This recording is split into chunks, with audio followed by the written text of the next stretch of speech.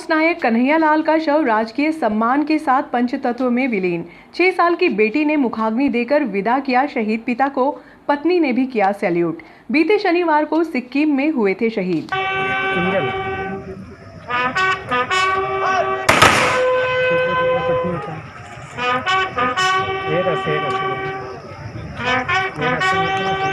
रतलाम के ग्राम गुणावत में बुधवार को सन्नाटा जरूर था, लेकिन सन्नाटे में भी भीड़ थी, सिर्फ अपने अमर शहीद लॉन्स नायक के लिए। हर एक के मुंह से सिर्फ एक ही आवाज आ रही थी, भारत माता की जय। देशभक्ति का जब जज्बा हो तो कैसा लॉकडाउन और कैसी गाइडलाइन। जहां तक नजर गई भीड़ ही भीड़ नजर आई।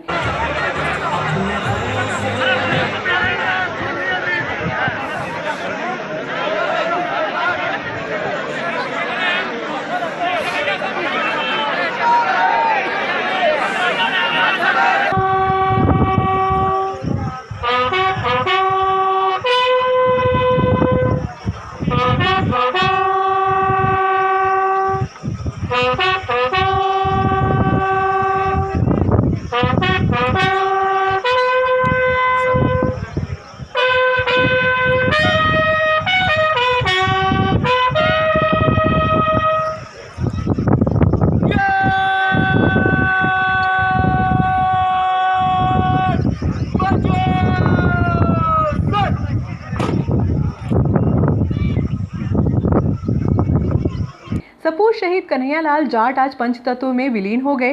पूरे राजकीय सम्मान और सेना के प्रोटोकॉल के अनुसार उनका अंतिम संस्कार किया गया। बड़ी बेटी आराध्या ने अपने पिता को मुखाग्नि दी।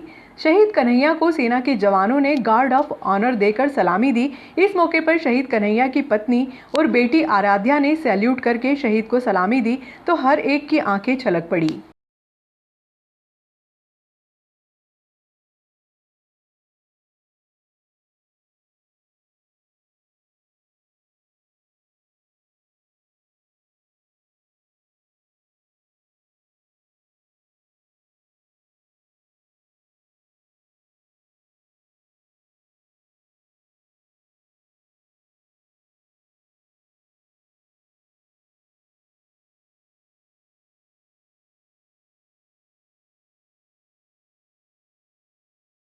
अपने लाडले सपूत को विदाई देने लोगों का जन सैलाब। कोरोना गाइडलाइन के बावजूद भी गुणावत गांव में जन सैलाब उमड़ पड़ा। शहीद के अंतिम संस्कार में रतलाम सांसद गुमान सिंह डामोर और ग्रामीण विधायक दिलीप मकवाना भी उपस्थित हुए। वहीं प्रदेश सरकार के मंत्री मोहन यादव ने भी शहीद के घर पहुंचकर श्रद्धा सुमन अर्पित किया। प्रदेश सरकार के मंत्रियों और जनप्रतिनिधियों ने शहीद के परिवार को हर संभव मदद देने का आश्वासन परिजनों को दिया है।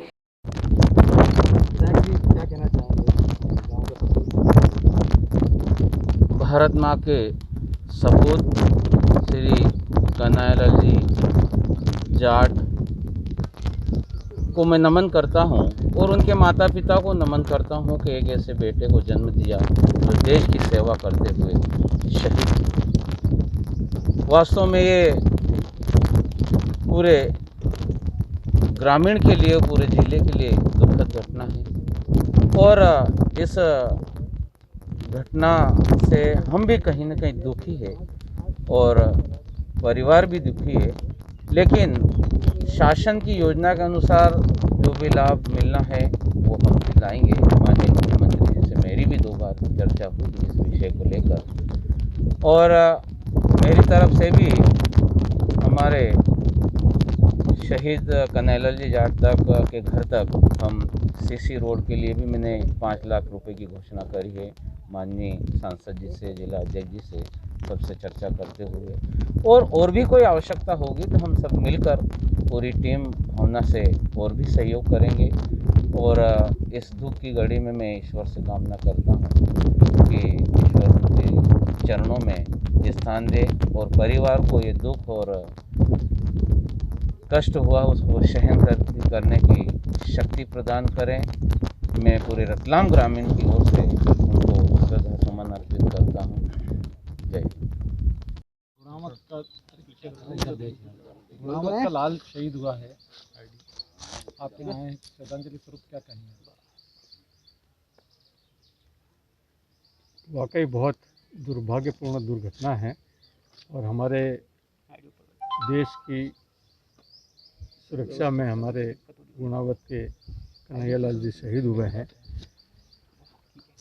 मैं पूरे लोकसभा क्षेत्र की ओर से उनको श्रद्धांजलि अर्पित करता हूं और हम सब का कर्तव्य बनता है कि इस दुख की घड़ी में हम सब पीड़ित परिवार को ढाढ़स बंधाएं और यथायोग्य हम उनकी मदद करें।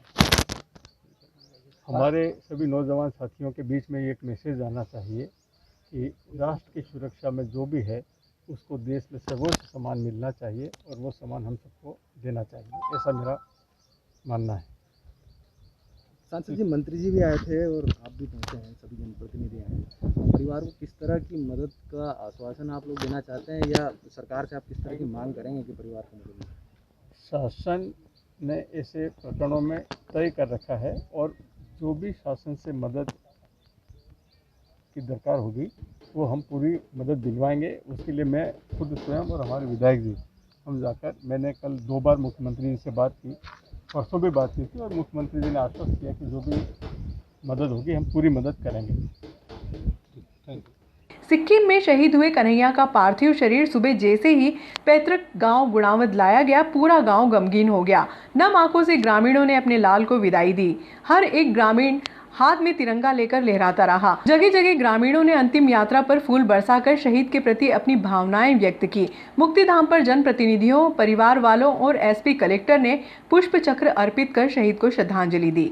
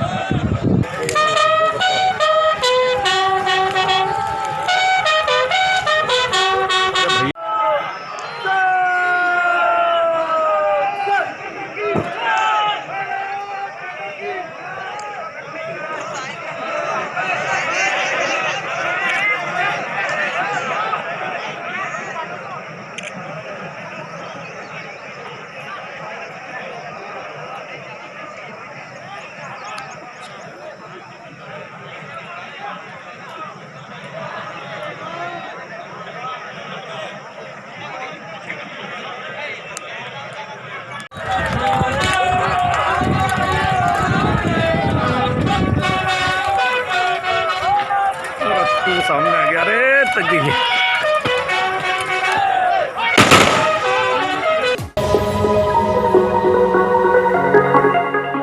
कोरोना महामारी के चलते जहां एक ओर तो जनता को घर से बाहर निकलने पर प्रकरण बनाकर कार्रवाई की जा रही है, वहीं दूसरी ओर नगर व प्रदेश के राजनेता पुतला दहन व धरना प्रदर्शन कर भीड़ एकत्रित कर कर्फ्यू का उल्लंघन कर रहे हैं और प्रशासन द्वारा कोई कार्रवाई भी नहीं की जा रही है। इस प्रकार के दोहरे मापदंड से आम जनता में भारी आक्रोश व्याप्त है। राजनेताओं द्वारा दूसरी लहर में कोरोना बीमारी से बचाव हेतु सही समय पर व्यवस्था नहीं किए जाने पर जनहानि हो चुकी है। अब तीसरी लहर से बचाव के लिए जन अधिकार मंच नागदा के अध्यक्ष अभय चोपड़ा व संयोजक बन्ना शैलेंद्र सिंह चौहान एडवोकेट ने बुधवार को अनुविभागीय अधिकारी को ज्ञापन देकर राजनेताओं पर कार्रवाई व स्वास्थ्य सेवाओं की समुचित व्यवस्था की मांग की है, जिस पर अनुविभागीय अधिकारी द्वारा कार्रवाई करने का आश्वासन दिया गया। मात्र 50 बेड पर ही ऑक्सीजन सप्लाई की जा सकती है, अतः एक और ऑक्सीजन प्लांट शीघ्र डालते हुए 100 ऑक्सीजन फ्लो मीटर के साथ ऑक्सीजन गैस सिलेंडर की आवश्यकता है। 15 चिकित्सकों और 50 के लगभग पैरामेडिकल स्टाफ के साथ साथ लेबोरेटरी उपकरण की भी आवश्यकता है, जिसकी किसी भी प्रकार की व्यवस्था करने का प्रयास इन जवाबदारों द्वारा नहीं किया गया। केंद्रीय बीमा का आज तक स्टाफ है। प्रदेश सरकार को अंतरिम कर वित्तीय बजट की व्यवस्था के संदर्भ में दोनों पार्टियों के नेताओं द्वारा कोई प्रयास नहीं किया गया। यह है कि कोरोना का इलाज कराने के लिए महत्वपूर्ण सिटी स्कैन मशीन की मांग करने में भाजपा नेताओं को लकवा मार गया। मेरे द्वारा सीई कंपनी के 32 स्लाइस मशीन का कोटेशन मंगवाया, जिसकी कीमत सुनकर नेताओं की मांग करने की हिम्मत नहीं हुई। कई शहरों में शासन की मशीन उपलब्ध होने पर जनता को 2500 से 3000 रुपये का भुगतान करना पड़ रहा है। भाजपा नेताओं की लापरवाही से ऑक्सीजन लाइनिंग और बेड की व्यवस्था कोरोना लहर का असर कम होने के बाद शुरू हुई। यदि समय से पूर्व नेता जाग जाते तो नगरवासियों को काफ़ी राहत होती। वरिष्ठ नेताओं की लापरवाही से आम जनता में भारी आक्रोश व्याप्त। यह है कि नागदा व पूरे मध्य प्रदेश में दोनों राजनीतिक दलों द्वारा राजनीति करते हुए पुतला दहन व धरना प्रदर्शन किया, जो कि पूरी तरह कोरोना कर्फ्यू का उल्लंघन है, जबकि आम जनता को छोटी छोटी बातों के लिए प्रताड़ित कर मुकदमे दर्ज किया है। इसलिए नागदा सहित पूरे प्रदेश में विधि अनुसार ही प्रदर्शन करने वाले नेताओं पर भी प्रकरण दर्ज किए। ये संयोजक है माननीय शैलेश जी चौहान एडवोकेट। हमारा विषय ये है कि पिछले 1.5 महीने से जब हमारा कोरोना का चला तो 1.5 महीने से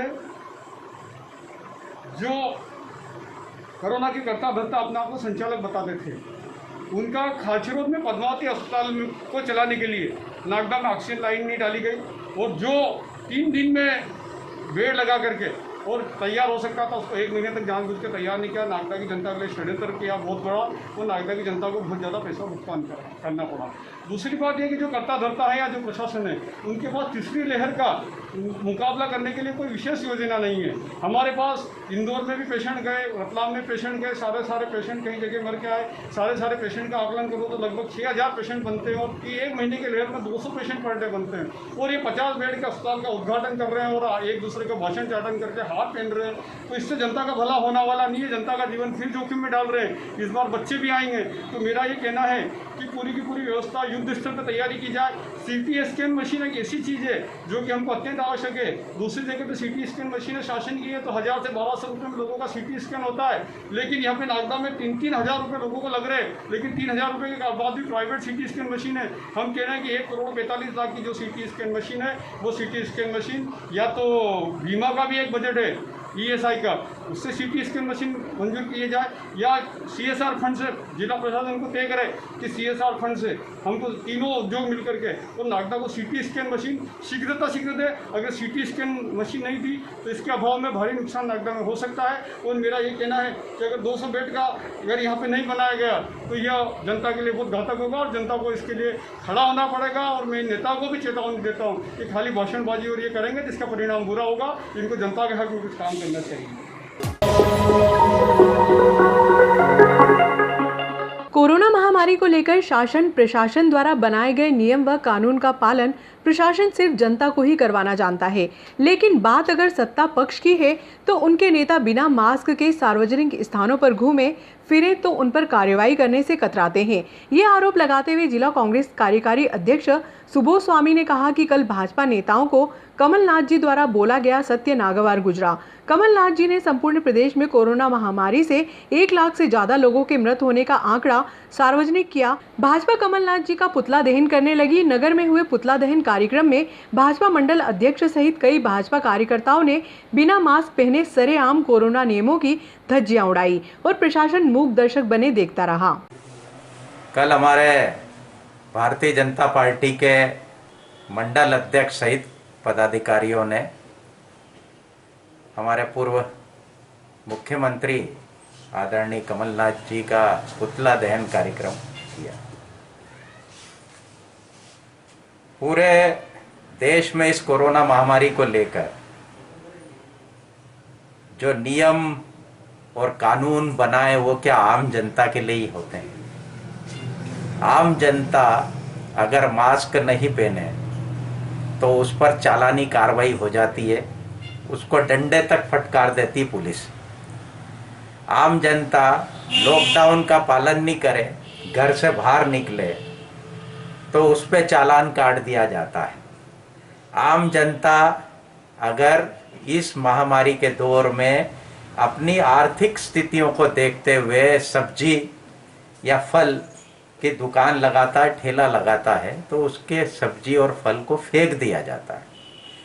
लेकिन ये सारे कानून, ये सारे नियम भारतीय जनता पार्टी के नेताओं के लिए लागू नहीं होते हैं। कल मैं देख रहा था आपके ही समक्ष इलेक्ट्रॉनिक मीडिया में हमारे जो भारतीय जनता पार्टी के मंडल अध्यक्ष है बिना मास्क पहने और उनके साथ में उनके पीछे 2-3 उनके जो पदाधिकारी थे वो भी बिना मास्क पहने बयान दे रहे थे, वर्षन दे रहे थे। आप क्या संदेश देना चाहते हो लोगों को? मतलब जनता से उम्मीद रखो कि कोरोना महामारी के सारे नियम और कानूनों का पालन करें और आप सरेआम उन नियम और कानूनों की धज्जियां उड़ाएं। आपने हमारे पूर्व मुख्यमंत्री जी और हमारे बहुत आदरणीय सम्मानीय नेता कमलनाथ जी का पुतला दहन करा। शासन आपका है और जैसा आप देख रहे हो, शासन प्रशासन सब आपके दबाव में काम करता है। हम लोगों को भारतीय जनता पार्टी के नेताओं के पुतले जलाने की आवश्यकता नहीं पड़ेगी। आने वाला समय में बता रहा हूं, आने वाले समय में आपके जो सम्मानीय नेता हैं नरेंद्र मोदी जी और शिवराज सिंह जी चौहान, इन लोगों के कार्य प्रणाली से जनता इतना आक्रोशित है कि कांग्रेस को कुछ करने की जरूरत नहीं पड़ेगी। घर घर आप लोगों के पुतले जलेंगे।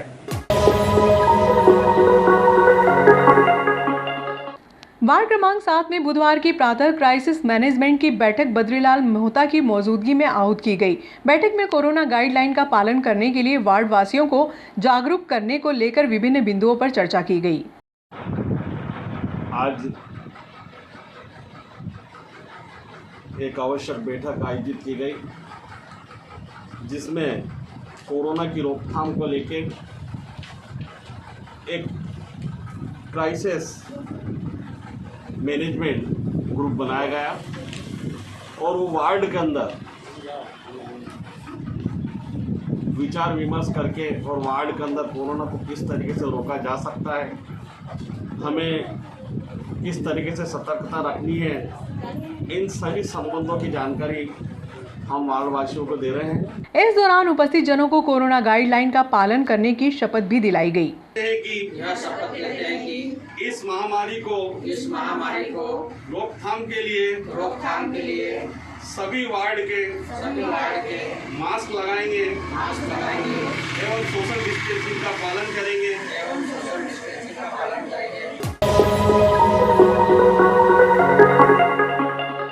कमला विद्या मंदिर के संचालक रमेश चंद्र परमार की पुण्यतिथि के अवसर पर पुत्र अलंकार परमार द्वारा बुधवार को ईएसआई कोविड सेंटर में भर्ती मरीजों को सेवा भारती के माध्यम से भोजन करवाया गया। वहीं ऐसे परिवार जिनको कोविड हो गया है और उनके निवास पर भोजन के पैकेट्स उपलब्ध कराए। इधर सेवा भारती को मरीजों के लिए सेवा के लिए कच्चा राशन भी उपलब्ध करवाया। आज हमारे गुरु और मेरे मौसा जी की ज्योति पुण्यतिथि के उपलक्ष्य में उनके पुत्र अलंकार परमार द्वारा कोविड सेंटर पे जितने कोरोना से बीमार व्यक्ति उनका भोजन मुफ्त दाम पर जो हमारे भाई वहाँ सेवा दे रहे हैं उनके लिए भोजन, और ऐसे परिवार जो जिनकी इनकम सोर्स बंद है उनकी राशन किट की व्यवस्था आज इनके द्वारा की गई है। मैं प्रभु से एक ही विनती करूँगा कि आप अपने चरणों में उनको स्थान दें।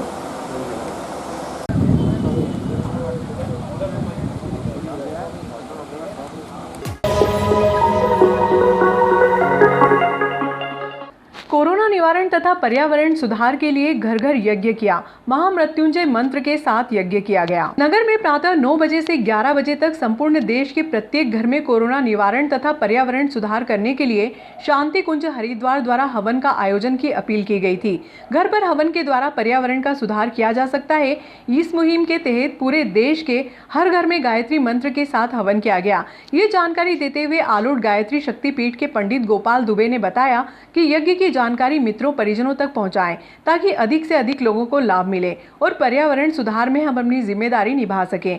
परिवार शांति कुंज के अंतर्गत ये यज्ञ हो रहा है। गायत्री परिवार सदैव विश्व कल्याण के लिए कार्य करता है और गायत्री परिवार का मुख्य लक्ष्य यही है, मानव मात्र का उत्थान हो, मानव में देवत्व का उदय हो और धरा पे स्वर्ग का अवतरण हो। इसी तारतम्य के अंतर्गत आज जो ये महामारी का जो प्रकोप चारों ओर चल रहा है, इसके निवारण के लिए युग ऋषि परम पूज्य गुरुदेव वंदनीय माता जी के सूक्ष्म निर्देशों के अनुसार यह कार्य करने के लिए आज का दिन निश्चित किया गया है। तो आज 26 मई 2021 के दिन हमारे केंद्र से सारी योजना के अंतर्गत ये कार्य हो रहा है और घर घर गायत्री महायज्ञ महामंत्र के माध्यम से कोरोना निवारण के लिए ये कार्य किया जा रहा है। के लिए हम लोग यज्ञ तो कर ही रहे हैं, ये हमारा एक्चुअली स्पिरिचुअल वे हो गया, लेकिन साइंटिफिक वे में हमको वैक्सीनेशन कराना ही पड़ेगा। मैं सभी युवाओं से और सभी लोगों से अपील करता हूं कि जल्द से जल्द और ज़्यादा से ज़्यादा लोग अब वैक्सीन लगाएं। अभी पूरा संसार जो जिस महामारी से गुजर रहा है उसमें सभी लोग परेशान हैं, दुखी हैं, कितने लोगों की मौतें हो रही हैं। तो इससे बचने का उपाय तो अभी तो नहीं है, लेकिन हाँ, एक चीज़ है जिसे हम पिछले 3 महीनों से कंटिन्यू कर रहे हैं, वो है यज्ञ। अगर आप सुरक्षित रहना चाहते हैं तो प्लीज़ आप अपने घर में यज्ञ कीजिए।